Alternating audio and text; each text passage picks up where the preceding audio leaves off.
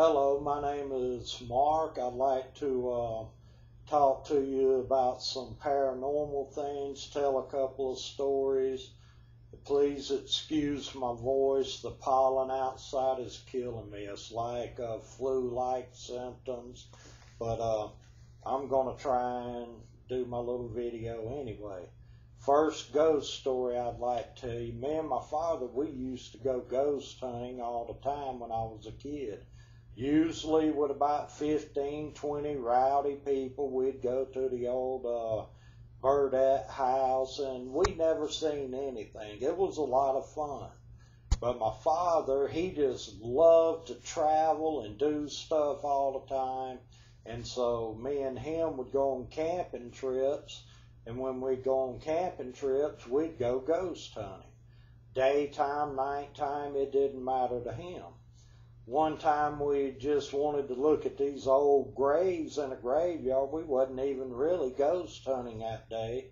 And when we went to the old graveyard, here comes a woman with a white dress, the big hat, the parasol like from the 1800s. She was magnificently beautiful. And we were freaking on this. She come down there and she takes us on a tour of the graveyard. She's walking around showing us graves. This is my brother and telling us stuff about the people, what they were like. And we ended up at one. She said it was her mother's grave.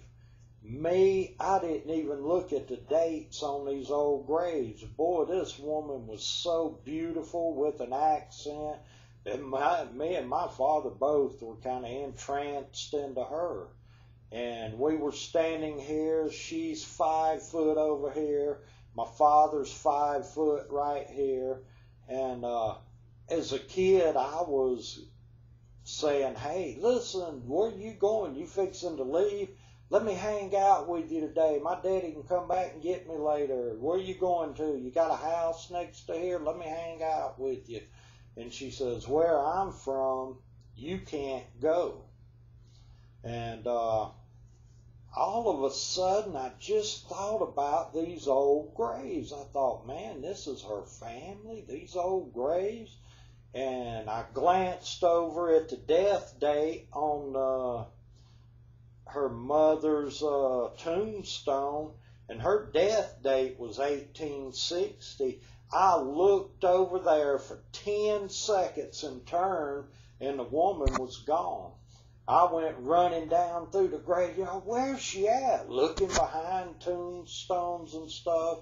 And the truth was, it was a ghost. And my father, every time we seen a ghost, he'd say, well, son, that was our ghost for today. We're going to go on ahead and leave. We went and got in the car and left. Okay, another time we went camping. It was a beautiful moonlit night, warm. And there was an old graveyard. My father said, let's go to it. We went to a graveyard 3 o'clock in the morning. When we went to the graveyard, I was freaking out. We had a little .22 rifle in the back seat. And I said, well, let me get the rifle out. My daddy said, no, just leave the rifle in the car. And so when we went over into the graveyard, which had trees all around, boy, you talking about spooky, 3 o'clock in the morning, and I was spinning around like this, looking behind me. I was freaking out, man. I just knew something was going to come up. I just had a feeling. And right when we got to these graves that had this big wrought iron thing around them, somebody says, what are you doing here? And I jump.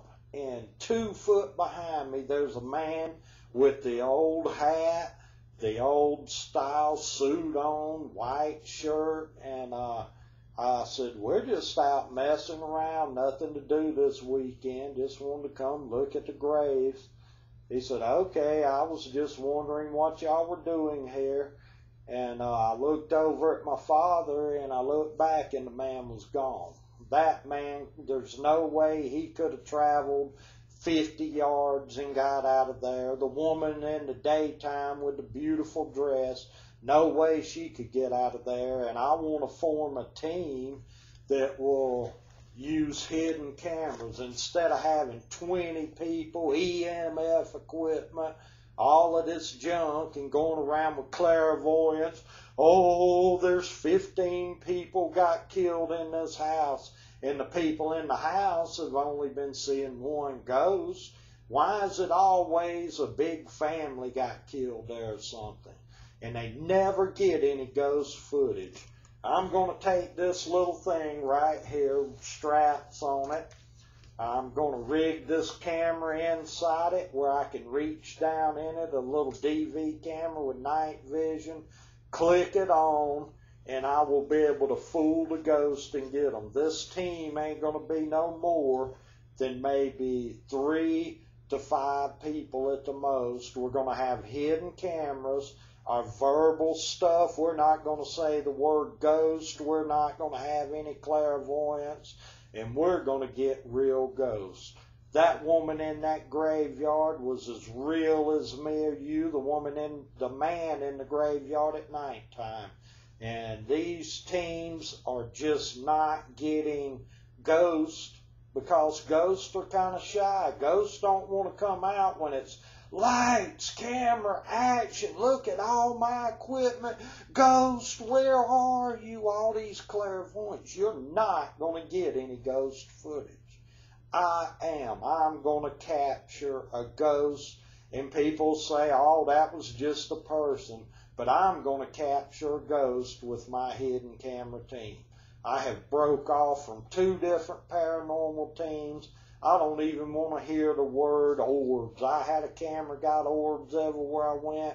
After I sold it and bought this new digital camera, I'd snap pictures, and I never got orbs. So, whatever this was worth, I just thought I would share that with you.